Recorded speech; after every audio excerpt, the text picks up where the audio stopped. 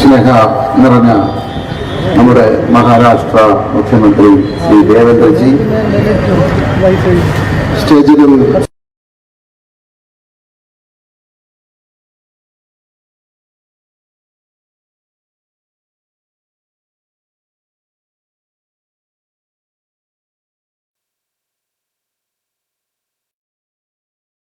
സദസ്സരിൽ എനിക്ക് വന്ന് ഇറങ്ങിയത് തന്നെ ഈ തൃപ്പൂണിത്തുറയിൽ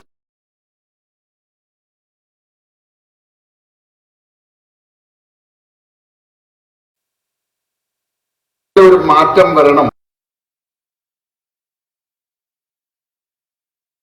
വിഷമത്തില് ഈ രാഷ്ട്രീയത്തിലേക്ക് ഇറങ്ങിയ ആളാണത്. 2012 ഞാന് ഈ നാട് നന്നാക്കാൻ ഇറങ്ങുമ്പോ എന്റെ മനസ്സിൽ ഒരിക്കലും ഇതുപോലെ ഈ കേരളത്തിന്റെ അല്ലെങ്കിൽ ഇന്ത്യയിലെ ഒരു പാർട്ടിയുമായിട്ട് ഒരു സഖ്യത്തിൽ ഏർപ്പെടുമെന്ന് ഞാൻ വിചാരിച്ചിരുന്നില്ല. ഞാൻ ജനിച്ചു വീണ ആ നാട്, അമ്മമാരുടെ കണ്ണുനീര് വീഴാത്ത, കുട്ടികളുടെ കരച്ചിലില്ലാത്ത, സന്തോഷം കൊണ്ട് സമാധാനം കൊണ്ട് ഒരു നാട് ഉണ്ടാക്കിയിട്ട് ഈ നാടിനെ നശിപ്പിച്ചവരോട് ഇതും ഇവിടെ സാധ്യമാണ് എന്ന് വിളിച്ചു പറയണമെന്നുള്ള ഒറ്റ ആഗ്രഹത്തിൽ ഇറങ്ങി തിരിച്ചതാ. പക്ഷേ ഞാൻ ഓരോ പ്രവൃത്തികൾ ചെയ്യുമ്പോഴും അവിടുത്തെ ഇടതും വലതും ചേർന്ന് എന്നെ മുന്നോട്ട് പോകാതെ തടഞ്ഞു കഴിഞ്ഞപ്പോ എനിക്ക് മത്സരിക്കേണ്ടതായിട്ട് വന്നു. ആ പഞ്ചായത്തിൽ മത്സരിക്കേണ്ടതായിട്ട് വന്നു. ആ പഞ്ചായത്ത് ഏറ്റെടുക്കേണ്ടതായിട്ട് വന്നു. അങ്ങനെ 2015 കിഴക്കമ്പലം എന്ന് പറയുന്ന പഞ്ചായത്തില് 19 സീറ്റുകളിൽ മത്സരിച്ച് അവിടുത്തെ ജനങ്ങൾ എനിക്ക് 72% വോട്ട് തന്ന് 17 സീറ്റുകൾ തന്ന് ആ പഞ്ചായത്തിനെ എന്നെ ഏൽപ്പിച്ചപ്പോ ആ പഞ്ചായത്ത് 39 ലക്ഷം രൂപ കടം ബാക്കി വെച്ചിട്ടാണ് പോയത്. 5 വർഷം ഈ ഇന്ത്യയിലെ തന്നെ 2,72,000 പഞ്ചായത്തുകളിൽ വെച്ച് ഏറ്റവും നല്ല വികസനം നടത്തി ഇന്ത്യയിലെ ഏറ്റവും നല്ല പഞ്ചായത്താക്കി മാറ്റിയതിനു ശേഷം 2020 ഭരണം പൂർത്തിയാക്കുമ്പോ 13,57,00,000 രൂപ ജനങ്ങളുടെ പേരിൽ നിക്ഷേപമിട്ടുകൊണ്ടാണ് ഭരണം അവസാനിപ്പിച്ചത്. വീണ്ടും സമീപ പഞ്ചായത്തുകളും കിഴക്കമ്പലം പഞ്ചായത്ത് ഞങ്ങളെ ഭരണമേൽപ്പിച്ചു. 10 വർഷം പൂർത്തിയാക്കിയ 2025 കിഴക്കമ്പലം പഞ്ചായത്തിന്റെ മാത്രം നീക്കിയിരിപ്പ്, അതായത് ജനങ്ങളുടെ നീക്കിയിരിപ്പ് 32 കോടി രൂപയാണ്. അപ്പൊ പ്രിയപ്പെട്ടവരെ, കിഴക്കമ്പലത്ത് ഞങ്ങൾ നടപ്പിലാക്കിയ ഭക്ഷ്യസുരക്ഷാ മാർക്കറ്റ്, അവിടെ ഉപ്പ് മുതൽ കർപ്പൂരം വരെ എല്ലാ സാധനങ്ങൾക്കും 50% വിലക്കുറവിൽ കിട്ടുന്നു. അത് കണ്ടുകൊണ്ടാണ് സമീപ പഞ്ചായത്തുകളെല്ലാം 2020 ഭരണം വരണമെന്ന് ആഗ്രഹിച്ചത്. അങ്ങനെ കുന്നത്ത് നാടിലെ 8 പഞ്ചായത്തുകൾ ഞങ്ങൾ ഏറ്റെടുത്തു. അവിടെയെല്ലാം ഭക്ഷ്യസുരക്ഷാ മാർക്കറ്റുകളും BMBC റോഡുകളും എല്ലാ വികസന ക്ഷേമ പദ്ധതികളും നടപ്പിലാക്കി കഴിഞ്ഞപ്പോ എന്റെ മനസ്സിലൊരു ആഗ്രഹം, എന്തുകൊണ്ട് ഈ കേരളത്തിലെ 941 പഞ്ചായത്തുകളിലും ഇതേ മോഡൽ നടപ്പിലാക്കിക്കൂടാ? എന്തുകൊണ്ട് കഷ്ടപ്പെടുന്ന, പട്ടിണി കിടന്ന് ഒരു നേരത്തെ മരുന്ന് പോലും മേടിക്കാൻ നിവൃത്തിയില്ലാത്ത ഈ 3.5 കോടി ജനങ്ങൾക്ക് വേണ്ടിയിട്ട് എന്തുകൊണ്ട് ഇത് നടപ്പിലാക്കിക്കൂടാ? അങ്ങനെ കേരളമെമ്പാട് 2020 വ്യാപിക്കുമെന്ന് കണ്ടപ്പോ അവിടുത്തെ ഇടതും വലതും ഒന്നിച്ചു ചേർന്നു. ഈ കഴിഞ്ഞ പഞ്ചായത്ത് തെരഞ്ഞെടുപ്പില് LDFന്റെ 11 പാർട്ടികള്, UDFന്റെ 11 പാർട്ടികള്, കൂടാതെ SDPI, PDP, വെൽഫെയർ പാർട്ടി, ജമാഅത്തെ ഇസ്ലാമി, ഇവരെല്ലാവരും കൂടി ഒരേ വണ്ടിയില് കൈപ്പത്തിയുടെ കൊടി, ഒരേ വണ്ടിയില് അരിവാൾ ചിട്ടിയുടെ കൊടി, SDPയുടെ കൊടി, ജമാഅത്തെ ഇസ്ലാമിയുടെ കൊടി, ഇതെല്ലാം വെച്ചിട്ട് 2020 ഇല്ലാതാക്കാൻ ശ്രമിച്ചു. അപ്പോ എന്റെ മുന്നിൽ ഒരേ വഴിയുള്ളൂ, ഒന്നല്ലെങ്കിൽ തോറ്റു കൊടുക്കുക. LDFന്റെയും UDFന്റെയും ഈ രാജ്യം നശിപ്പിച്ച, കേരളം നശിപ്പിച്ച അവരുടെ മുമ്പിൽ തോറ്റു കൊടുക്കുക. അങ്ങനെ തോറ്റു കൊടുത്തു കഴിഞ്ഞാൽ ഞാനല്ല, സാബു ജേക്കബല്ല തോക്കുന്നത്. ഇവിടെ തോക്കുന്നത് കേരളത്തിലെ 3.5 കോടി ജനങ്ങളാണെന്ന് എനിക്ക് ബോധ്യം വന്നപ്പോ ഞാൻ തീരുമാനിച്ചു ഇവരോട് യുദ്ധം ചെയ്യാനായിട്ട്. ഇന്ത്യ ഭരിക്കുന്ന, ഇന്ത്യയെ ലോകത്തിലെ 4ാം സാമ്പത്തിക ശക്തിയായി ഉയർത്തിയ, ഇന്ത്യയിലെ ഡിജിറ്റൽ എക്കോണമിയിലെ 3ാം ശക്തിയായിട്ട് ഉയർത്തിയ നമ്മുടെ പ്രിയങ്കരനായ പ്രധാനമന്ത്രി നരേന്ദ്രമോദിജിയോടൊപ്പം ചേർന്ന് നിന്ന് ഈ കേരളത്തെ രക്ഷിക്കാൻ ഞാൻ തീരുമാനിച്ചു. അങ്ങനെയാണ് NDA ചേർന്നത്. പ്രിയപ്പെട്ടവരെ, കഴിഞ്ഞ 14 വർഷക്കാലം 2020 കുന്നത്തുനാടിലെ 8 പഞ്ചായത്തുകളിൽ നടപ്പിലാക്കിയ വികസന പ്രവർത്തനങ്ങളും ഇന്ന് കഴിഞ്ഞ 12 വർഷക്കാലം മോഡി ഗവൺമെന്റ് ഇന്ത്യയുടെ മറ്റ് സംസ്ഥാനങ്ങളിൽ നടപ്പിലാക്കിയ വികസന പ്രവർത്തനങ്ങളും ഒന്നിച്ചു ചേർന്ന് കഴിഞ്ഞാൽ കേരളം ലോകത്തിലെ ഒരു സ്വർഗഭൂമിയായിട്ട് മാറും. അതുകൊണ്ട് തന്നെയാണ് NDA സഖ്യത്തിന്റെ കൂടെ 2020 കൂടിയത്. ഇന്ന് നിങ്ങളുടെ മുമ്പിൽ നിന്ന്, മഹാരാഷ്ട്രയിലെ മുഖ്യമന്ത്രിയുടെ മുമ്പിൽ നിന്ന് ഇതുപോലെ സംസാരിക്കാൻ എനിക്ക് അവസരം കിട്ടിയത്. പ്രിയപ്പെട്ടവരെ, ഇത് നമ്മുടെ കേരളത്തിനുള്ള ഒരു അവസരമാണ്. 2026 തെരഞ്ഞെടുപ്പ് ഈ കേരളത്തെ രക്ഷിക്കാനായിട്ടുള്ള ഒരു തെരഞ്ഞെടുപ്പാണത്. കേരളത്തിലെ ജനങ്ങൾക്ക് വേണ്ടിയുള്ള തെരഞ്ഞെടുപ്പാണ്. ഇവിടെ ഗതികേട് കൊണ്ട്, തൊഴിലില്ലായ്മ കൊണ്ട്, വിദ്യാഭ്യാസം കിട്ടാത്തത് കൊണ്ട് ഈ നാട് വിട്ടു പോകേണ്ടി വന്ന നമ്മുടെയൊക്കെ മക്കളെ തിരിച്ചു കൊണ്ടുവരാനായിട്ടുള്ള തെരഞ്ഞെടുപ്പാണ്. ഇനി ഒരു കുട്ടികളും, ഒരു യുവാക്കളും, ഒരു തലമുറയും, അടുത്ത തലമുറയും ഈ നാട് വിട്ടു പോകാൻ പാടില്ല. ഈ കേരളത്തെ നമുക്ക് രക്ഷിച്ചേ പറ്റൂ. ഈ കൊള്ളക്കാരുടെ കയ്യിൽ നിന്ന് നമുക്ക് രക്ഷിച്ചേ പറ്റുള്ളൂ. ഈ കേരളം 70 വർഷം മാറി മാറി ഭരിച്ച് ഈ കേരളത്തെ കട്ടുമുടിച്ച, നശിപ്പിച്ച LDFനെയും UDFനെയും അറബിക്കടലിൽ എടുത്തെറിയുന്ന തെരഞ്ഞെടുപ്പായിരിക്കണമത്. അതുകൊണ്ട് ഞാൻ ഒരു കാര്യം ഉറപ്പു തരുന്നു, NDAക്ക് നേതൃത്വം കൊടുക്കുന്ന രാജീവ് ചന്ദ്രശേഖർജി നിങ്ങൾക്കറിയാം, വ്യവസായിയായിട്ടുള്ള, സത്യസന്ധനായിട്ടുള്ള, ഈ നാടിനോട് കടപ്പാടുള്ള ഇത്രയും നല്ലൊരു മനുഷ്യനെ നിങ്ങൾക്ക് കണ്ടുകിട്ടാൻ സാധിക്കില്ല. അതേപോലെ തന്നെ ഇപ്പോ ആ രാജീവ്ജിയോടൊപ്പം ഈ കിഴക്കമ്പലത്തെ കുന്നത്ത് നാടിനെ വികസനത്തിന്റെ കുതിപ്പിലേക്ക് മാറ്റി ഏതാണ്ട് 2 ലക്ഷം ജനങ്ങളുടെ കണ്ണുനീരൊപ്പി അവിടെ പട്ടിണി മാറ്റിയ 2020 സംസ്ഥാന പ്രസിഡന്റായ ഈ സാബു ജേപ്പക്ക് എളിയവനായ ഞാനും കൂടെ ഉണ്ട്. അപ്പോ ഈ 2 വ്യക്തിത്വങ്ങളോടൊപ്പം ഈ കേരളത്തെ നയിക്കാൻ നമ്മളെല്ലാം ഇന്ത്യ ഭരിക്കുന്ന നമ്മുടെ പ്രിയങ്കരനായ നരേന്ദ്രമോദിജി നമ്മോടൊപ്പമുണ്ട്. അപ്പൊ ഈ 3 പേരും കൂടി കൂടിക്കഴിഞ്ഞാൽ ഈ കേരളം ഇന്ത്യയിലെ തന്നെ ഏറ്റവും നല്ല സംസ്ഥാനമാക്കി നമുക്ക് മാറ്റാൻ സാധിക്കും. അതുകൊണ്ട് ഇന്ന് മുതൽ എല്ലാവരും അഞ്ജലി നായർക്ക് വേണ്ടി പ്രവർത്തിക്കണം, പ്രാർത്ഥിക്കണം, അവര് വിജയിക്കണം. അഞ്ജലി നായർ ഈ തൃപ്പൂണിത്തുറയുടെ ഭരണം ഏറ്റെടുക്കണം. അങ്ങനെ വന്നാൽ മാത്രമാണ് നമുക്ക് നമ്മുടെ ഈ നാടിനെ രക്ഷിക്കാൻ സാധിക്കൂ, ഈ കേരളത്തെ രക്ഷിക്കാൻ സാധിക്കൂ. അതുകൊണ്ട് എല്ലാം നിർത്തുന്നു. നന്ദി, നമസ്കാരം.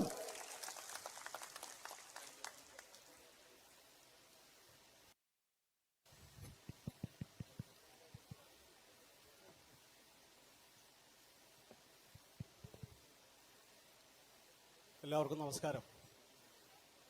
ഒരു അധ്യക്ഷൻ എന്നുള്ള നിലയിൽ ഇവിടെ ഒരു അധ്യക്ഷ ഭാഷണത്തിന് വേണ്ടി ഞാൻ മുതിരുന്നില്ല. വളരെ ആവേശത്തിൽ തന്നെ ഇന്നത്തെ സാഹചര്യത്തെക്കുറിച്ച്, രാഷ്ട്രീയ സാഹചര്യത്തെക്കുറിച്ചെല്ലാം നമ്മളോട് ഇവിടെ പ്രതിപാദിച്ചു കഴിഞ്ഞു.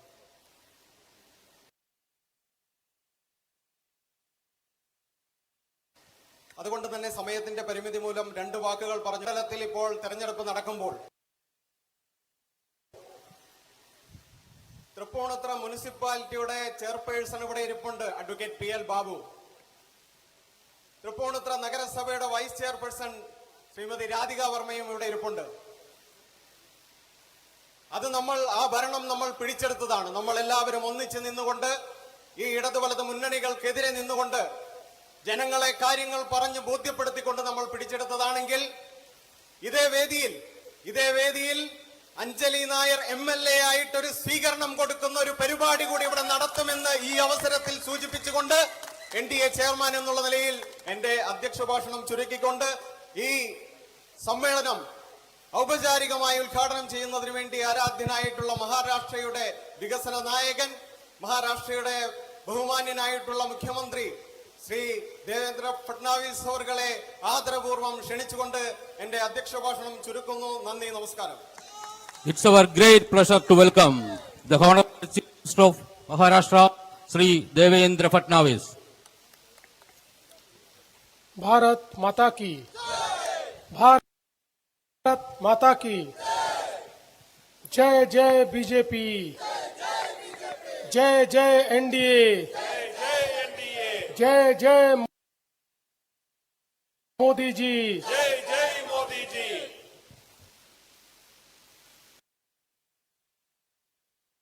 मंच पर उपस्थित हमारी इस विधानसभा की प्रत्याशी Mister Sabu Jacob, NDA chairman Shri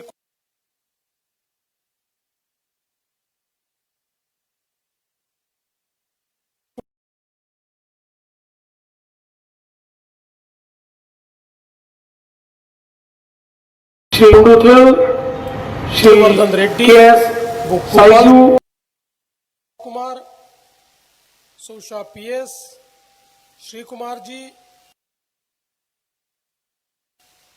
Dhanesh Kumar, Radhika Varma, MS Vinod Kumar, Shri Anupa, Shri Chalapathi, Naveen, Shri Jishnu ji, Shri K A Joshi, Shri Umesh Ullas, Shri Anil James, Rama Devi, यहां पर उपस्थित सभी महानुभाव और उपस्थित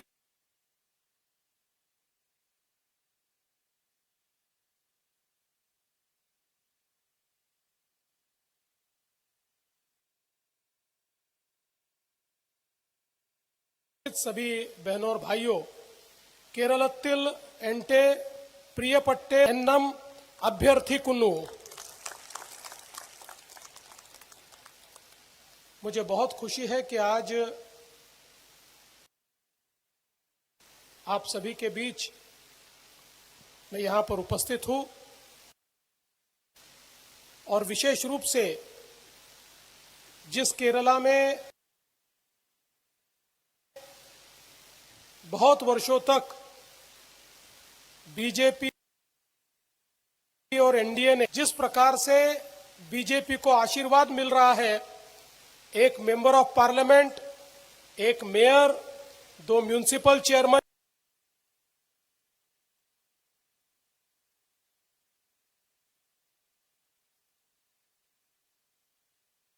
जिसमें से एक यहां मौजूद है, 32 पंचायत अध्यक्ष और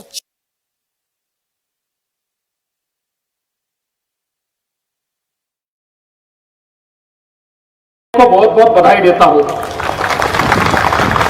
എല്ലാവർക്കും എന്റെ വിനീതമായ നമസ്കാരം. വേദിയിൽ ഉപവിഷ്ടരായിട്ടുള്ള നമ്മുടെ തൃപ്പൂണിത്തുറ മണ്ഡലത്തിന്റെ സാരഥി ശ്രീമതി അഞ്ജലി നായർ, സാബു ജേക്കബ് ജി, അതുപോലെ നമ്മളുടെ ജില്ലി ശ്രീകുട്ടൻ, അതുപോലെ ബിജെപി ഭരിക്കുന്ന തൃപ്പൂണിത്തുറ നഗരസഭയുടെ ചെയർമാൻ ആയിട്ടുള്ള ശ്രീ ബാബു, വൈസ് ചെയർമാൻ ശ്രീമതി രാധിക വർമ്മ അടക്കമുള്ള എല്ലാ വിശിഷ്ട വ്യക്തികൾക്കും എന്റെ നമസ്കാരം. അതുപോലെ തന്നെ ഈ ഒരു ഭാഷണം കേൾക്കുവാനായി ഇവിടെ എത്തിച്ചേർന്നിട്ടുള്ള എന്റെ സഹോദരി സഹോദരന്മാരായിട്ടുള്ള എല്ലാ എൻഡിഎ പ്രവർത്തകർക്കും ഞാൻ എന്റെ നമസ്കാരം അർപ്പിക്കുന്നു. ഈ കേരളത്തിൽ നമുക്കറിയാം, നിരവധി വർഷങ്ങളായി ഭാരതീയ ജനതാ പാർട്ടിയും എൻഡിഎയും നിരവധി സംഘർഷങ്ങളിലൂടെ ഉഴന്നുകൊണ്ട് തന്നെയാണ് എതിരെയുള്ള ഒരു സാഹചര്യം ഉണ്ടായിട്ടുകൂടി ഇത്രയും ശക്തമായി പ്രവർത്തിക്കുന്ന ഈ ഒരു സംസ്ഥാനത്തിൽ ഇന്നിവിടെ വന്ന് ബിജെപി ഭരിക്കുന്ന ഒരു നഗരസഭയുടെ കീഴിലുള്ള ഒരു പ്രദേശത്ത് സംസാരിക്കുന്നതിൽ എനിക്ക് ഒരുപാട് സന്തോഷമുണ്ട്. ഇന്ന് കേരളത്തിൽ ബിജെപിയുടെ ചിത്രം മാറി മറിഞ്ഞിരിക്കുന്നു. ഇന്ന് കേരളത്തിൽ നിന്ന് ബിജെപി എം പി ഉണ്ട്, ഒരു കോർപ്പറേഷൻ ഭരിക്കുന്നു, 2 നഗരസഭകൾ ഭരിക്കുന്നു. അതിലൊന്ന് നമ്മൾ ഇന്ന് നിൽക്കുന്ന ഈ പ്രദേശത്തിന് അടുത്തുള്ള തൃപ്പൂണിത്തുറ നഗരസഭയാണ്. ഏകദേശം 32 പഞ്ചായത്തുകൾ ഒറ്റയ്ക്ക് ഭരിക്കുന്നു. ഏകദേശം 600-ലധികം കൗൺസിലർമാർ അല്ലെങ്കിൽ പഞ്ചായത്ത് മെമ്പർമാർ ഇന്ന് ബിജെപി എൻഡിഎയുടെ കീഴിൽ ഈ കേരളത്തിലുണ്ട്. അതുകൊണ്ട് തന്നെ ഇനിയും കേരളത്തിന്റെ മുഖഛായ മാറ്റുന്നതിന് ഉതകുന്ന ഈ ഒരു തെരഞ്ഞെടുപ്പിന്റെ ഭാഗമായി ഇവിടെ എത്തിച്ചേർന്നതിലുള്ള സന്തോഷം ഞാൻ നിങ്ങളെവരോടും പങ്കുവെക്കുന്നു. धीरे धीरे एनडीए पूरे केरल में अपना विस्तार बढ़ा रहा है, क्योंकि मोदी जी के नेतृत्व में बीजेपी और एनडीए ये केवल विकास की राजनीति करती है, अपीजमेंट की राजनीति नहीं करती। आज जो परिवर्तन दिख रहा है, इस परिवर्तन के लिए हमारे कई कार्यकर्ताओं ने बलिदान दिया। 300 से ज्यादा कार्यकर्ता मार दिए गए, कई लोगों के हाथ पैर तोड़ दिए गए, बहुत बड़े पैमाने पर हिंसा हुई, लेकिन बीजेपी कभी रुकी नहीं। बीजेपी ने संघर्ष जारी रखा।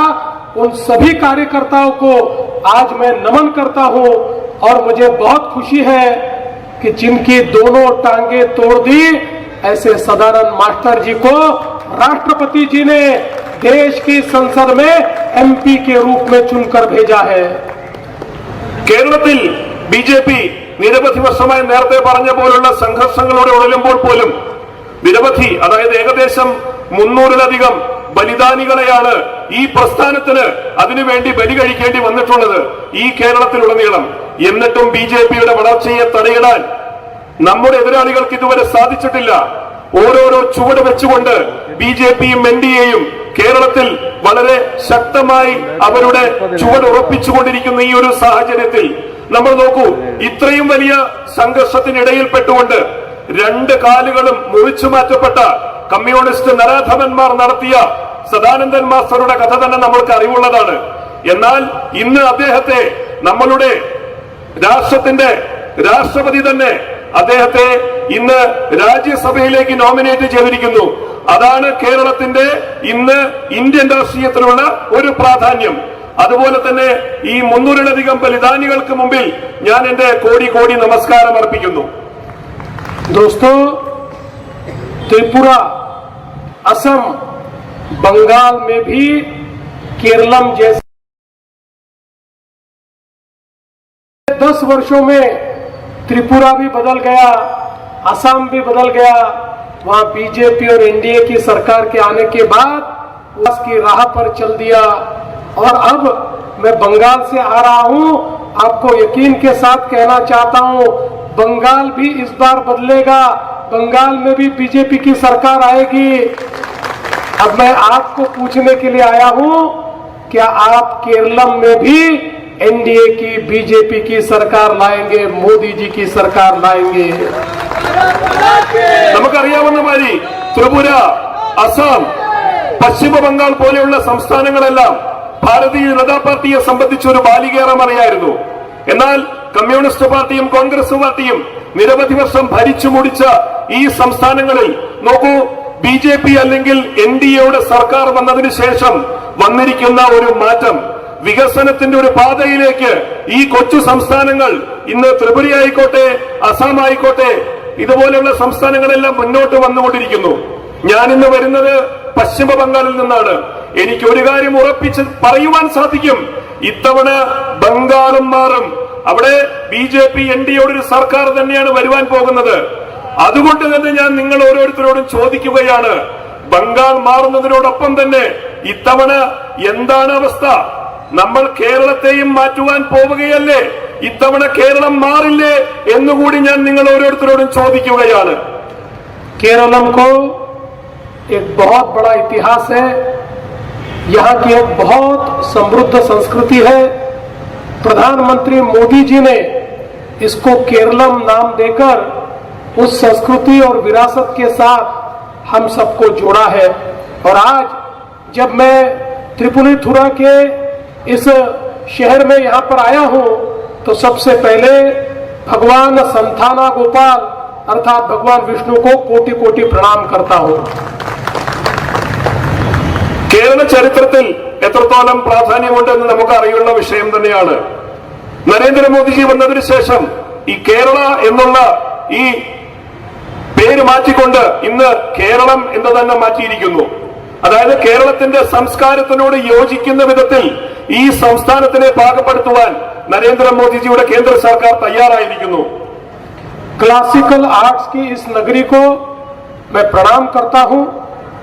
दोस्तों, कांग्रेस के जो विधायक यहां से चुनकर गए, वो टोटल फेल हो गए, पूरी तरीके से नाकाम हो गए। उन्होंने जितने वादे किए थे वो खुद भी भूल गए। त्रिपुनिथुरा की संस्कृति के प्रति उनकी पूरी अनास्था हम सब ने यहाँ पर देखी है। इसलिए अगर बीजेपी और एनडीए की सत्ता आती है, हमारी बहन अंजलि जी इनको आप चुनकर देते तो हमने तय किया है एर्नाकुलम को इंडस्ट्रियल पावर हाउस में बदला जाएगा, कोची बेंगलुरु इंडस्ट्रियल कॉरिडोर बनाया जाएगा और यहाँ की पानी की समस्या को पूरे तरीके से हल किया जाएगा। എറണാകുളത്തിന്റെ ഈ കലാ സാംസ്കാരിക നഗരിയായിട്ടുള്ള ഈ ഒരു തൃപ്പൂണിത്തുറയുടെ വർഷങ്ങളായി വിജയിച്ചു വരുന്ന കോൺഗ്രസ് MLA-മാരായിക്കോട്ടെ, അതിനു മുമ്പ് CPM ആയിക്കോട്ടെ, വികസനം എന്തെന്ന് മറന്ന ഒരു അവസ്ഥയിലൂടെയാണ് ഈ നാട്ടിലെ ജനങ്ങൾ പോയിക്കൊണ്ടിരിക്കുന്നത്.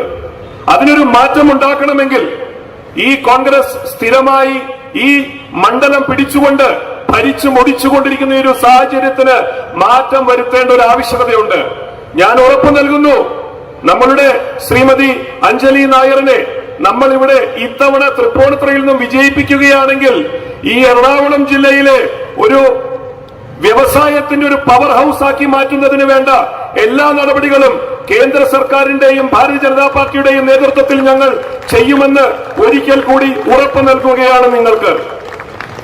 सरकार हो चाहे न हो, मोदी जी ने हमेशा केरलम को मदद की है क्योंकि मोदी जी के दिल में केरलम है। और आप देखिए कोची के साथ साथ विजयम अंतर्राष्ट्रीय सी पोर्ट जिस तेजी के साथ बढ़ रहा है, उस पर कंटेनर ट्रैफिक बढ़ रहा है।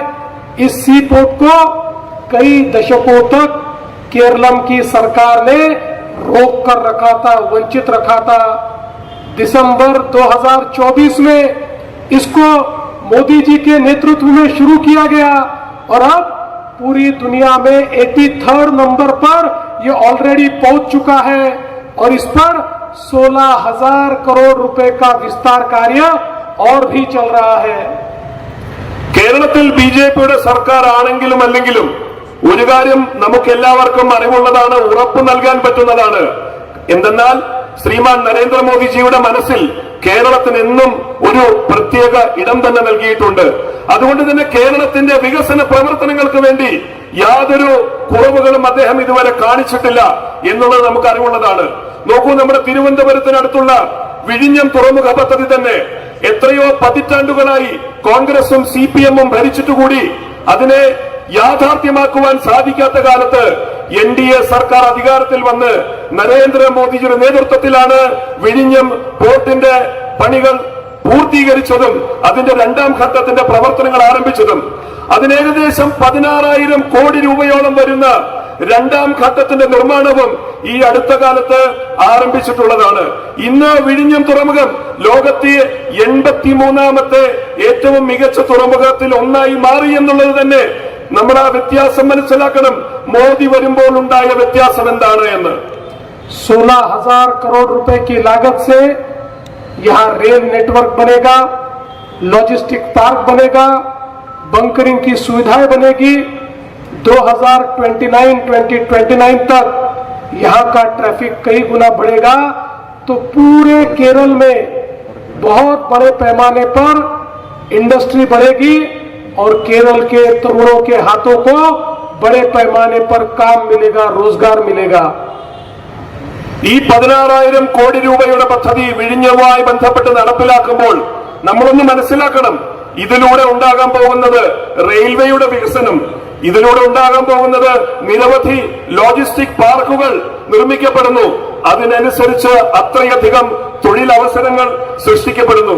2029 കൂടി തന്നെ ഇത്തരത്തിലുള്ള ലോജിസ്റ്റിക് പാർക്കുകൾ വന്ന് വിഴിഞ്ഞം പദ്ധതിയുടെ അടുത്ത ഘട്ടവും പൂർത്തിയാകുന്നതോടുകൂടി നമ്മളെല്ലാവർക്കും, പ്രധാനമായും കേരളത്തിലുടനീളം അതിന്റെ വികസനം വളരെ സ്പഷ്ടമാകുമെന്നുകൂടി എനിക്ക് ഊട്ടിയുറപ്പിക്കുവാൻ സാധിക്കും. केरलम में मोदी जी के नेतृत्व में जो रेलवे का बजट है वो 10 टाइम्स बढ़ा है. पहले केरलम को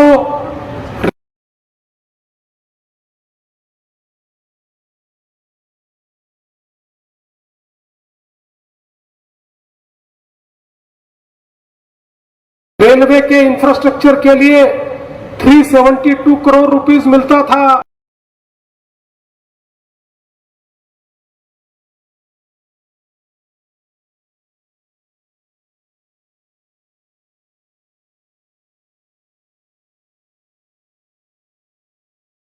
अब मोदी जी ने उसको बढ़ाकर 3000 മുൻപ് കേരള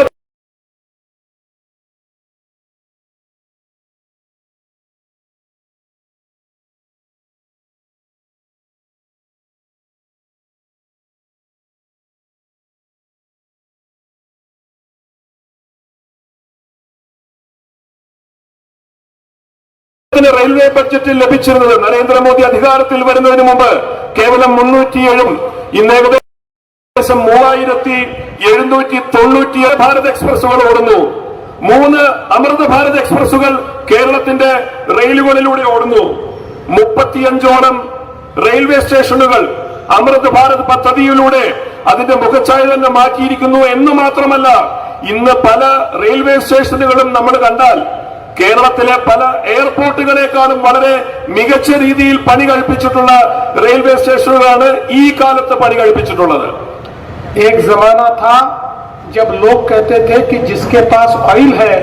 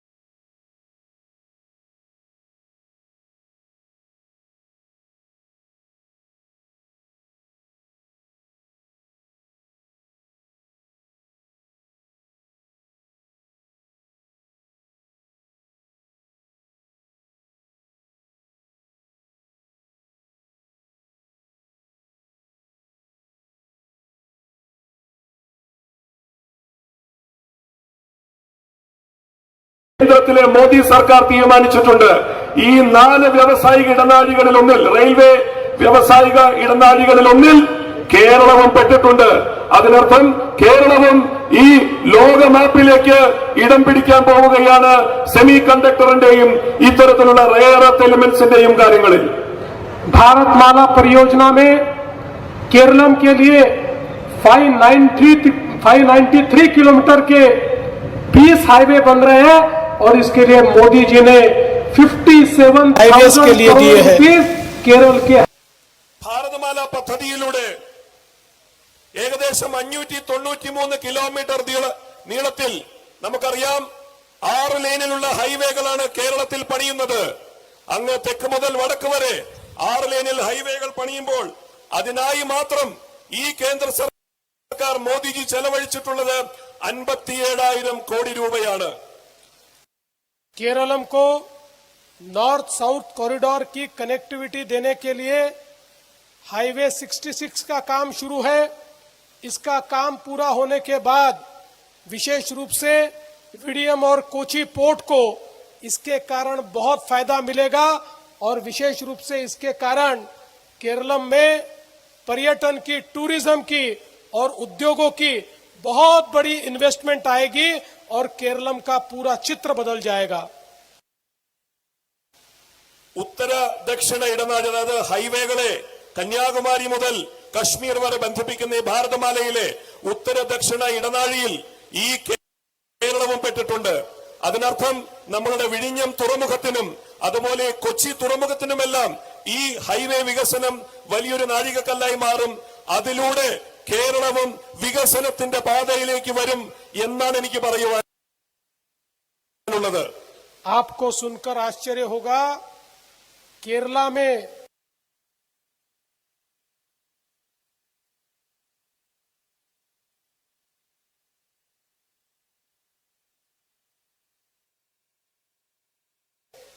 मोदी जी के माध्यम से हाईवे इंफ्रास्ट्रक्चर पर टोटल 3 लाख करोड़ रुपीस का इन्वेस्टमेंट किया जा रहा है। आज हम देख रहे हैं दुनिया में युद्ध चल रहा है। अमेरिका, इजराइल और ईरान के युद्ध के कारण दुनिया पर तेल और गैस का भारी संकट तैयार हुआ है और मुझे इस बात की खुशी है कि प्रधानमंत्री मोदी जी ने इस प्रकार का नेतृत्व हमको दिया है कि आप देखिए, पाकिस्तान हो, बांग्लादेश हो, श्रीलंका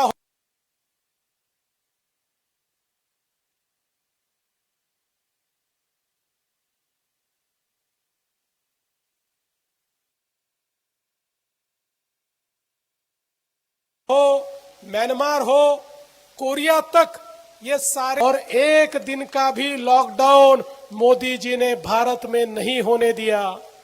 നമ്മളിത് നോക്കിയാൽ ലോകത്ത് വലിയ യുദ്ധങ്ങൾ നടക്കുകയാണ്.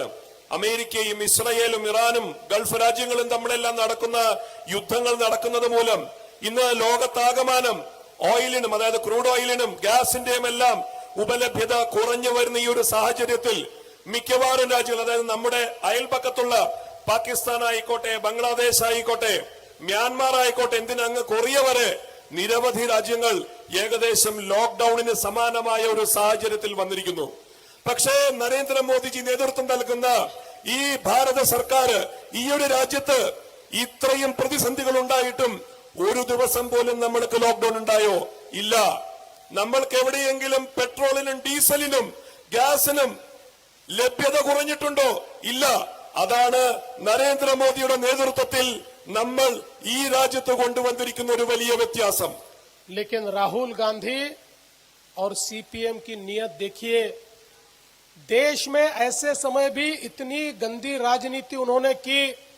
रोज लोगों को स्टेटमेंट दे देकर गैस कम हो जाएगा, पेट्रोल नहीं मिलेगा, डीजल नहीं मिलेगा, बोल बोलकर पेट्रोल पंप पे लंबी लंबी कतारों में घंटों तक लोगों को खड़ा किया और देश में पेट्रोल की कमी हो, इस प्रकार से पेट्रोल के मैनेजमेंट को खराब करने का काम राहुल गांधी और सीपीएम ने किया।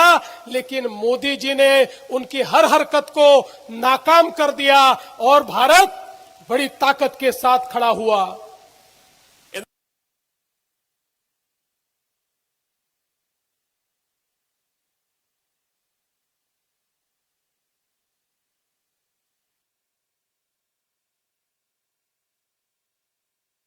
എന്നാൽ അതേസമയം കോൺഗ്രസിന്റെ യുവരാജാവായിട്ടുള്ള രാജ്യങ്ങൾക്ക് വിരുദ്ധമായി തീർത്തും വൃത്തികെട്ട രീതിയിലുള്ള പ്രചരണങ്ങൾ നടത്തിക്കൊണ്ട് ജനങ്ങളുടെ മനസ്സിൽ സംശയങ്ങൾ ഉളവാക്കിക്കൊണ്ട് ഈ രാജ്യത്തിന്റെ പല പ്രദേശങ്ങളിലും ഇവരിൽ നമ്മളെ പോലുള്ള സാധാരണക്കാർ കിലോമീറ്റർ കണക്കിന് ക്യൂ നിന്നുകൊണ്ട് നാളെ പെട്രോൾ കിട്ടിയില്ലെങ്കിൽ എന്ത് ചെയ്യുമെന്നെല്ലാം ടെൻഷൻ അടിച്ചുകൊണ്ട് പെട്രോൾ മേടിക്കുന്നു, ഓടി നടക്കുന്നു, ടെൻഷൻ അടിക്കുന്നു. അപ്പൊ ഇത്തരത്തിൽ തെറ്റായ പ്രചരണങ്ങൾ അഴിച്ചുവിട്ടുകൊണ്ട് ഈ രാജ്യവിരുദ്ധമായിട്ടുള്ള പ്രവർത്തനങ്ങളാണ് ഈ കമ്മ്യൂണിസ്റ്റ് പാർട്ടിയും രാഹുൽ ഗാന്ധിയും നടത്തിക്കൊണ്ടിരിക്കുന്നത്. എന്നാൽ എന്നിട്ട് പോലും നമുക്കറിയാം, നമുക്ക് ചുറ്റിലും ഇത്തരത്തിലൊരു പ്രശ്നമുണ്ടോ? ഇല്ല. അതാണ് നരേന്ദ്രമോദിജി നേതൃത്വത്തിന്റെ ഒരു വ്യത്യാസം. मोदी जी ने फ्यूचर का, भविष्य का विचार किया है। इसीलिए आगे में केरलम की एनर्जी सिक्योरिटी के लिए 3000 करोड़ रुपए खर्चा करके मैंगलोरू टू कोची गैस पाइपलाइन का काम गेल ने शुरू कर दिया है और ये पाइपलाइन पूरी होगी तो केरलम को कभी भी गैस की कमी नहीं होगी। നരേന്ദ്രമോദിജി എന്നും ഭാവിയെക്കുറിച്ച് ചിന്തിച്ച് പ്രവർത്തിക്കുന്ന ഒരു നേതാവാണ്. അതുകൊണ്ട് തന്നെ കേരളത്തിന്റെ ആവശ്യമായിട്ടുള്ള എല്ലാ നമ്മളുടെ ഊർജ സംരക്ഷണത്തിന് വേണ്ടിയിട്ട് 3000 കോടി രൂപ ചെലവിലാണ് Mangalapuram Kochi gas pipeline പദ്ധതി അദ്ദേഹം വിഭാവന ചെയ്തിട്ടുള്ളത്. അത് ഏകദേശം പൂർത്തിയായി കഴിഞ്ഞാൽ പിന്നെ കേരളത്തിന് ഗ്യാസ് ലഭ്യതയെക്കുറിച്ചോ ഇന്ധന ലഭ്യതയെക്കുറിച്ചോ ഒരു നിമിഷം പോലും ചിന്തിക്കേണ്ട ആവശ്യകത വരില്ല. केरलम के 2 बड़े शहर कोची और तिरुवनंतपुरम, इन दोनों को स्मार्ट सिटी और अमृत सिटी की योजना के तहत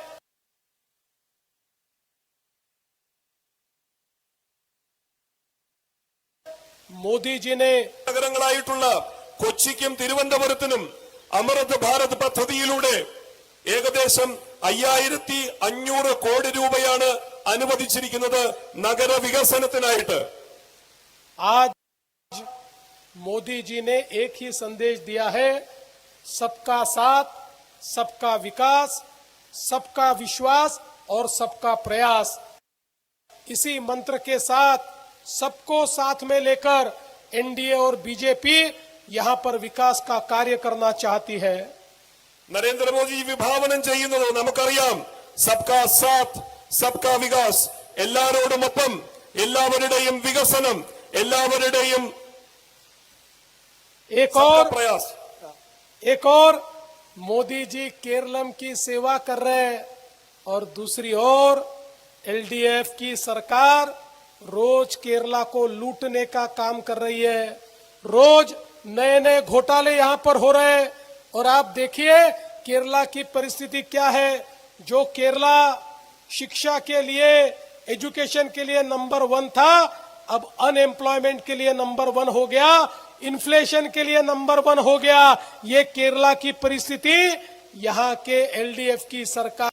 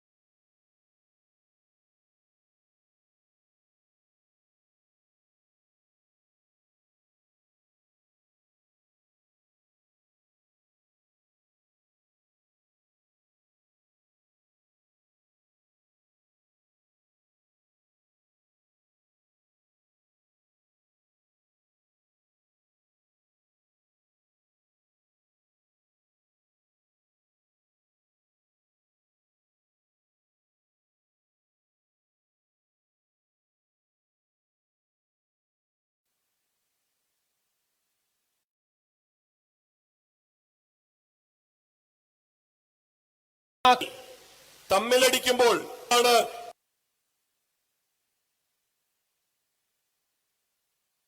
ഈ രണ്ട് പാർട്ടിക്കാരും ഇവിടെ നടത്തിക്കൊണ്ടിരിക്കുന്നത്.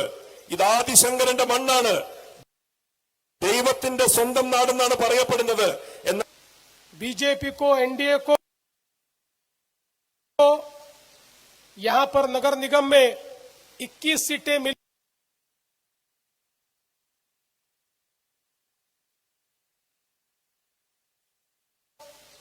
यहां पर नगर निगम में 21 सीटें मिली, सबसे बड़ी पार्टी हुई, हमारे अध्यक्ष उपाध्यक्ष बने. लेकिन बाद में यहां पर भी स्टैंडिंग कमेटी में एलडीएफ और यूडीएफ साथ में आए. अब दोनों साथ में मिलकर जो लोगों ने दिया हुआ मैंडेट है उसको फ्रस्ट्रेट करते हुए यहां पर भी लूटने का काम कर रहे हैं. इसलिए यकीन मानिए ये दोनों पार्टियां एक है, ये दोनों पार्टियां एक दूसरे को संभाल कर लूटती है. അങ്ങ് ഡൽഹിയിൽ മാത്രമല്ല ദോസ്തി, ഇവിടെ തൃപ്പൂണിത്തുറ നഗരസഭയിൽ 21 സീറ്റ് വിജയിച്ചുകൊണ്ട് ബിജെപി എൻഡിഎ മുന്നണി അധികാരത്തിലേറി. ബിജെപിയുടെ വൈസ് ചെയർമാനും ചെയർമാനും എല്ലാം വന്ന കാലത്തുകൂടി സ്റ്റാൻഡിംഗ് കമ്മിറ്റിയും സിപിഎമ്മും ഒന്ന് ചേർന്നുകൊണ്ട് അവർ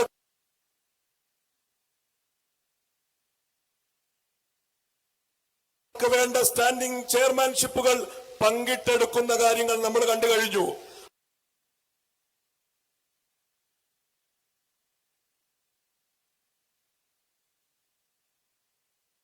അപ്പൊ തൊട്ടടുത്ത് എത്തിക്കഴിഞ്ഞു. ഡൽഹിയിൽ മാത്രമല്ല അവർ ഒന്നിച്ചുള്ളത്, ഈ തൃപ്പൂണിത്തുറ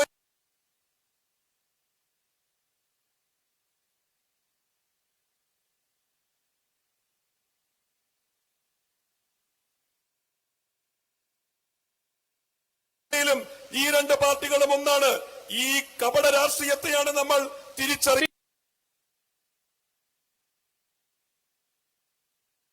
की बेटी के लिए कि करप्शन बताओ। അഴിമതി, പാമോലിൻ ഇറക്കുമതി അഴിമതി, ഇത്തരത്തിൽ സോളാർ അഴിമതി, നമ്മൾ എവിടെ നോക്കിയാലും അഴിമതി കഥകൾ മാത്രമേ പറയുവാനുള്ളൂ.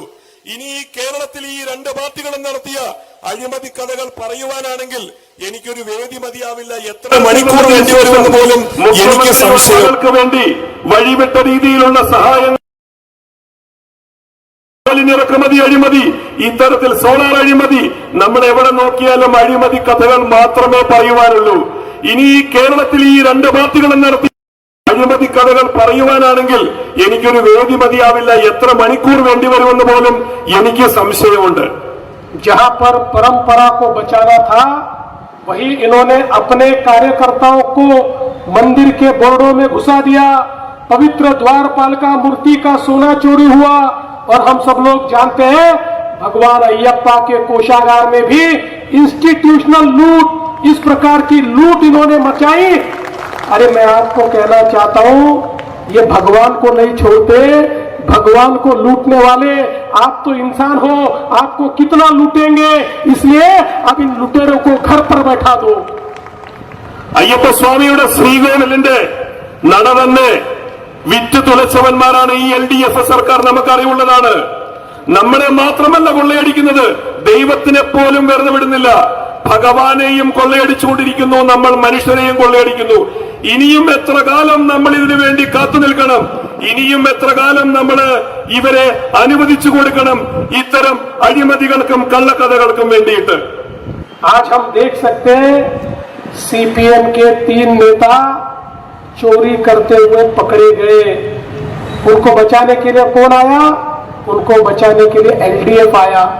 UDF के नेता चोरी कर रहे, बचाने के लिए LDF के आ रहे। और क्यों बचा रहे? तो ये तीनों नेता सोनिया जी के बहुत करीब है, इसलिए उनको बता रहे। इसलिए मैं वापस कहना चाहता हूं ये दोनों चोर हैं, ये दोनों बी टीम है। ए टीम यहां पर अगर कोई है तो NDA है, बीजेपी है, यही ए टीम है, यही आपको परिवर्तन दे सकती है। ശബരിമല സ്വാമിയുടെ കൊള്ള സംഘത്തിൽ നമുക്കറിയാം 3 CPM നേതാക്കളെയാണ് അറസ്റ്റ് ചെയ്ത് ജയിലിൽ അടച്ചത്. ജയിലിൽ അടയ്ക്കപ്പെട്ടത് CPM നേതാക്കളാണെങ്കിലും ഇതിൽ തന്നെ പലരും കോൺഗ്രസിന്റെ സോണിയാഗാന്ധിയുമായി വളരെ അടുത്ത ബന്ധം പുലർത്തുന്നവരാണ്. അതുകൊണ്ട് തന്നെ കോൺഗ്രസ് പാർട്ടിയും മുന്നിൽ നിന്നുകൊണ്ട് തന്നെയാണ് ഇവരെ പുറത്തിറക്കാൻ വേണ്ടിയിട്ടുള്ള എല്ലാ ശ്രമങ്ങളും നടത്തിക്കൊണ്ടിരിക്കുന്നത്. അതുകൊണ്ട് ഞാൻ പറയുന്നു, ഇവരാണ് യഥാർത്ഥ ബി ടീം. ഇവർ വരും ബി ടീം മാത്രമാണ്, രണ്ടുപേരും സഹോദര തുല്യരായിട്ടുള്ള ഒരു ബി ടീം മാത്രം. യഥാർത്ഥ എ ടീം എന്നുള്ളത് NDA നേതൃത്വത്തിലുള്ള കേരളത്തിലെ BJP നേതൃത്വം നൽകുന്ന NDA മുന്നണി ഒന്ന് മാത്രമാണ്. इसीलिए बीजेपी ने कहा है विकसित केरलम, सुरक्षित केरलम, विश्वासम संपन्नम केरलम, ये बीजेपी और NDA की संकल्पना है। അതുകൊണ്ട് തന്നെയാണ് NDA BJP മുന്നോട്ട് വെക്കുന്നത് വികസിത കേരളം, വിശ്വാസ കേരളം എന്നുള്ള ഒരു മുദ്രാവാക്യം ഞങ്ങൾ മുന്നോട്ട് വെക്കുന്നത്. हमने ये घोषणा की है कि गरीब महिलाओं को हर महीने 2500 रुपए बीजेपी और NDA की सरकार देगी। हर वर्ष 2 सिलेंडर ये मुफ्त में दिए जाएंगे। हर घर को 20,000 लीटर पानी मुफ्त में दिया जाएगा। और विशेष रूप से विधवा और वरिष्ठ नागरिकों को 3,000 रुपए का कल्याण पेंशन देने का वादा ये NDA ने किया है। NDA ഓൾറെഡി പ്രഖ്യാപിച്ചിട്ടുണ്ട് തങ്ങളുടെ വികസന രേഖ.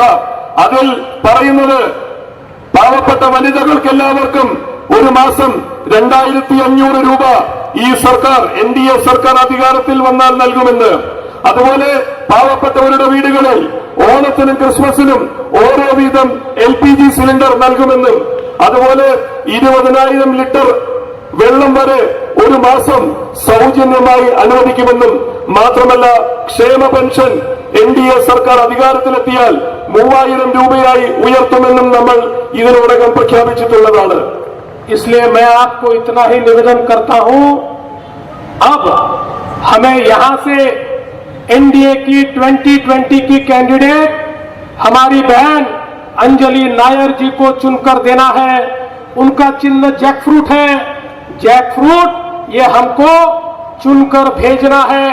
अंजलि जी को जैक फ्रूट पर मिलने वाला हर वोट ये केवल अंजलि जी के लिए नहीं होगा, वो हर वोट मोदी जी को भी मिलेगा। അതുകൊണ്ട് ഞാൻ നിങ്ങളോട് അഭ്യർത്ഥിക്കുകയാണ്, 2020 സ്ഥാനാർത്ഥിയായിട്ടുള്ള NDAയുടെ സാരഥി ശ്രീമതി അഞ്ജലി നായർക്ക് നിങ്ങൾ ഓരോരുത്തരും ചക്ക അടയാളത്തിൽ വോട്ടുകൾ രേഖപ്പെടുത്തി വമ്പിച്ച ഭൂരിപക്ഷത്തിൽ വിജയിക്കപ്പെടുമെന്ന്. നിങ്ങൾ നൽകുന്ന ഓരോ വോട്ടും, ചക്കയ്ക്ക് നൽകുന്ന ഓരോ വോട്ടും ശ്രീമതി അഞ്ജലി നായർക്ക് മാത്രമുള്ളതല്ല, അത് കേന്ദ്രത്തിലെ നരേന്ദ്രമോദിജിക്ക് കൂടിയുള്ള ഒരു വോട്ടാണ്. इसलिए मित्रों, परिवर्तन का समय आ गया है. माट्टतिंटे समयम एत्ती इरिक्कुल्लु. परिवर्तन के लिए वोट दीजिए. माट्टतिन्नाई वोट चेयू. केरल में परिवर्तन लाना है. केरल तिल माट्टम कोंडू वरानम. धन्यवाद. नन्नी नमस्कारम.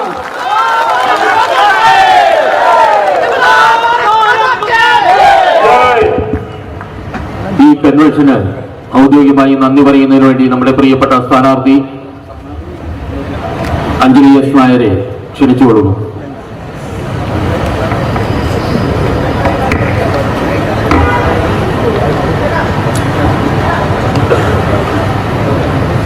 Maharashtra Chief Minister Shri Devendra Fadnavis, NDA Chairman Mr. Shri Kutan Tundathil, Chairman 2020 Mr. Sabu M. Jacob, Nehru Yuva Kendra National Vice Chairman Vishnuvardhan Reddy, BJP Ernakulam District President Advocate K.S. Shaiju, ഉൾപ്പെടെയുള്ള BJP എല്ലാ നേതാക്കളെയും എൻ്റെ പ്രിയ കുടുംബാംഗങ്ങളോടും ഏറെ നമസ്കാരം. അന്നിൻ്റെ വേദനയും പ്രതീക്ഷയും ഒക്കെ അടുത്തറിഞ്ഞ ഒരാളാണ് ഈ കഴിഞ്ഞ ദിവസങ്ങള്. പര്യടനത്തിന് പോയപ്പോഴൊക്കെ ഓരോരുത്തരുടെയും എടുത്ത് ഞാൻ കൗതുകത്തോടുകൂടി പറയുകയുണ്ടായി നമ്മുടെ വികസന പദ്ധതികളെ കുറിച്ച്. നിങ്ങൾക്ക് വരാൻ ഇരിക്കുന്ന വികസനങ്ങളുടെ വലിയ വലിയ പ്രതീക്ഷകളെ കുറിച്ച് പറഞ്ഞപ്പം പലരുടെയും കണ്ണ് നനഞ്ഞു. അല്പസമയം ഞാൻ അവിടെ ഇരുന്ന് ചോദിച്ചു എന്താണ് എന്ന് പറഞ്ഞപ്പം വേണ്ട പ്രധാനപ്പെട്ട കാര്യങ്ങൾ പോലും അവിടെ നടന്നിട്ടില്ല. ഞാനൊരു വീട്ടിൽ പോയപ്പോ എറണാകുളം ടൗണില് പള്ളുരുത്തി ഭാഗത്ത് പ്രധാനപ്പെട്ട സിറ്റിയുടെ നടുക്ക് നിൽക്കുന്ന ഒരു സ്ഥലത്ത് പോയപ്പം എലികൾ കടിക്കുന്ന ഒരു കുടുംബം, ഒരു ഫുൾ ഏരിയ കാണുകയാണ്. ഒരു 10-15 ഫാമിലി ഉണ്ട്. അവിടെ പോയിട്ട് അവർക്ക് ബുദ്ധിമുട്ടാണ്. എലി കടിച്ചുകൊണ്ടിരിക്കുകയാണ് മക്കളെ, അവിടുത്തെ അച്ഛനെ, അമ്മേനെ. എത്ര പ്രാവശ്യം അവർ ഹോസ്പിറ്റലിൽ പോകുന്ന എന്നോട് ചോദിച്ച് കരഞ്ഞു. പിന്നെ അത് സോഷ്യൽ മീഡിയയില് നെഗറ്റീവായിട്ട് ഒരുപാട് PR വർക്കുകൾ നടന്നപ്പം ഞാൻ ഉള്ളിൽ സന്തോഷിച്ചു. അങ്ങനെയെങ്കിലും ഇത് ഈ നാട്ടിലെല്ലാവരും അറിയട്ടെ, ആ സ്ഥലം ഇങ്ങനെയൊക്കെയാണ് ഇവിടെ ഉള്ളത് എന്ന് അറിയട്ടെ എന്ന് വിചാരിച്ചു. ഏറെ സന്തോഷിച്ചു. ഞാൻ എല്ലാ നെഗറ്റീവ് ട്രോളുകളും എനിക്ക് വരുമ്പം അത് നമ്മളുടെ നേട്ടത്തിന് വേണ്ടിയിട്ടുള്ള ഓരോ ചുവടുവെപ്പുകളാണെന്നാണ് ഞാൻ മനസ്സിലാക്കുന്നത്. പലരുടെയും അടുത്ത് പോയപ്പം ഇത് കണ്ടില്ലേ, റോഡ് കണ്ടില്ലേ, വെള്ളമില്ല, വെള്ളത്തിന് വേണ്ടിയിട്ട് എത്രയോ ദൂരം നടക്കണം. ഒരാൾക്ക് വയ്യാതെയായ എത്രയോ ദൂരം ഒരു ആംബുലൻസ് നിർത്തിയിട്ടിട്ടാണ് അവർ പോകുന്നത്. എന്നാ വഴി മുഴുവനും നടത്തിച്ചു. ആ വീട്ടിൽ നിന്ന് ആ വഴിയുടെ അറ്റം വരെ നടത്തിച്ചു. ഇത്രയും ദൂരം നടക്കണം ഒരു വയ്യാത്തൊരാളെ കൊണ്ടെന്ന് പറഞ്ഞ് കാണിച്ചു തന്നു. അങ്ങനെ ഒരുപാട് പേരുടെ സങ്കടങ്ങൾ അറിഞ്ഞിട്ടുണ്ട് ഞാൻ ഈ ദിവസങ്ങള്. പക്ഷെ അവരുടെ കണ്ണില് ഏറെ സന്തോഷവും പ്രതീക്ഷയുണ്ടായിരുന്നു. മെയ് 4-ാം തീയതി നമ്മുടെ വിജയമാണ്, അഞ്ജലിയാണ് വിജയിക്കാൻ പോകുന്നത് എന്ന് വിശ്വസിച്ചാണ് ഞങ്ങളിത് പറയുന്നത്. ഒരുപാട് കാലം ഒരുപാട് പേരെ വിശ്വസിച്ചു, ഒന്നും തന്നെ നടന്നില്ല. ഞാനൊരു തുടക്കക്കാരി എന്ന നിലയിൽ ഞാൻ ആരെയും കുറ്റപ്പെടുത്തുന്നില്ല. പക്ഷേ കണ്ട സത്യങ്ങളാണ് ഞാൻ ഈ പറയുന്നത്. അതിനൊരു മാറ്റം വേണമെങ്കിൽ ആ മാറ്റം അനിവാര്യമാണ് എന്ന് നമ്മൾ എല്ലായിടത്തും കാണുന്ന നമ്മുടെ വാചകമാണ്. അതൊന്നൊരു പബ്ലിസിറ്റിക്ക് വേണ്ടിയിട്ട് മാത്രമല്ല. ഞാൻ ഓരോ സ്ഥലത്ത് പോകുമ്പോഴും ഞാൻ പറയും കിഴക്കമ്പലം മോഡൽ അത് നമുക്ക് ഇവിടെ കൊണ്ടുവരണ്ടേ എന്ന് പറയുമ്പം അവരുടെ കണ്ണിൽ കാണുന്ന ഒരു വെളിച്ചമുണ്ട്. മുഖത്ത് കാണുന്ന ഒരു പുഞ്ചിരിയുണ്ട്. അത് ഈ നാട് എന്നെ വിശ്വസിച്ച് ഏൽപ്പിച്ച പാർട്ടി അധ്യക്ഷൻ സാബു ജേക്കബ്, അദ്ദേഹത്തിനോടാണ് ഞാൻ ഏറെ നന്ദി പറയുന്നത്. എനിക്ക് പറയാനുള്ള കോൺഫിഡൻസ് തന്നത് അദ്ദേഹമാണ്. എന്നെ വിജയിപ്പിക്കില്ലേ എന്ന്, അല്ലെങ്കിൽ ഒരുപാട് മാധ്യമപ്രവർത്തകർ ചോദിച്ചു, അഞ്ജലി വിജയിക്കുവോ, അല്ലെങ്കിൽ അഞ്ജലിനെ എന്തിനാ വിജയിപ്പിക്കുന്നേ? ഞാൻ പറഞ്ഞു, എന്നെ അല്ല വിജയിപ്പിക്കേണ്ടത്, ഈ പാർട്ടിയെയാണ് വിജയിപ്പിക്കേണ്ടത്. ഈ പാർട്ടി, ഇവിടെയുള്ള നയങ്ങളാണ് എല്ലാവരിലേക്ക് എത്തേണ്ടത്. ഇവിടെയുള്ള മാറ്റങ്ങൾ എത്തണമെങ്കിൽ ഈ ശക്തികളെല്ലാം എന്റെ പുറകെയുണ്ട്. അവരെയാണ് നമ്മൾ വിജയിപ്പിക്കേണ്ടത്. ഞാൻ ഉൾപ്പെടെ ഉത്തമ ബോധ്യം, എന്റെ ഉത്തരവാദിത്തം ഞാൻ മനസ്സിലാക്കുന്നു. അവരിലേക്ക് എത്തണമെങ്കിൽ ഞാൻ ഏറെ പണിപ്പെടേണ്ടതുണ്ട്.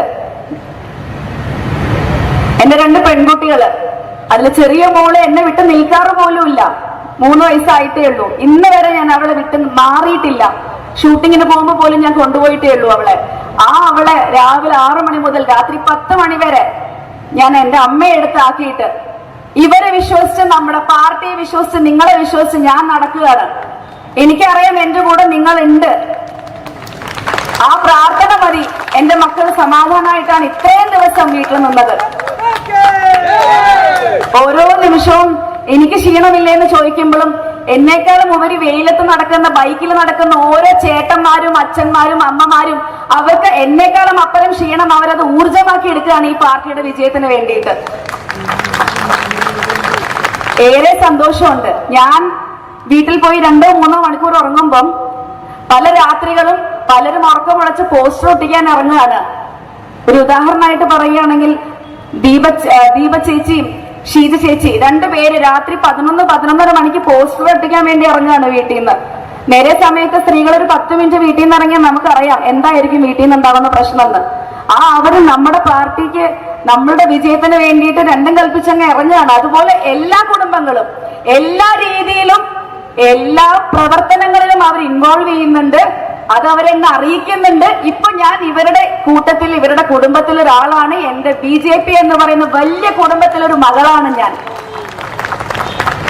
എന്നെ വിശ്വസിച്ച് ഞാൻ വീണ്ടും പറയാണ്, ചക്ക എന്ന ചിഹ്നത്തിൽ ഏപ്രിൽ 9-ാം തീയതി എനിക്ക് വേണ്ടി, നമ്മുടെ പാർട്ടിക്ക് വേണ്ടി, മാറ്റത്തിന് വേണ്ടി വോട്ട് ചെയ്യണം. മെയ് 4-ാം തീയതി അഞ്ജലി നായർ എന്ന പേര് ലോകത്തിലെ എല്ലാ മലയാളികളും കേൾക്കണം. നമ്മുടെ പാർട്ടിയുടെ പേര് കേൾക്കണം. നമ്മളുടെ തൃപ്പൂണിത്തുറ മണ്ഡലം മറ്റെല്ലാ മണ്ഡലങ്ങൾക്കും മാതൃകയാക്കി കാണിച്ചു കൊടുക്കണം. ഏറെ ഭൂരിപക്ഷം അടുത്ത പ്രാവശ്യം നമ്മൾ അങ്ങോട്ട് ചെല്ലാതെ അവരിങ്ങോട്ട് നമ്മളുടെ കൂടെ അണിചേരാനായിട്ട് ഉണ്ടാവണമെന്ന് പ്രാർത്ഥിച്ചുകൊണ്ട് നിർത്തുന്നു. നന്ദി.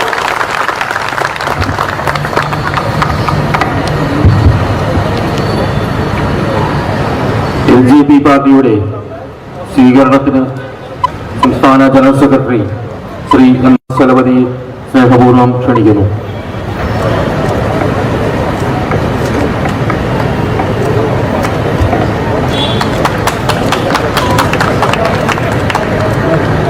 निकाला दोनों एक निकाल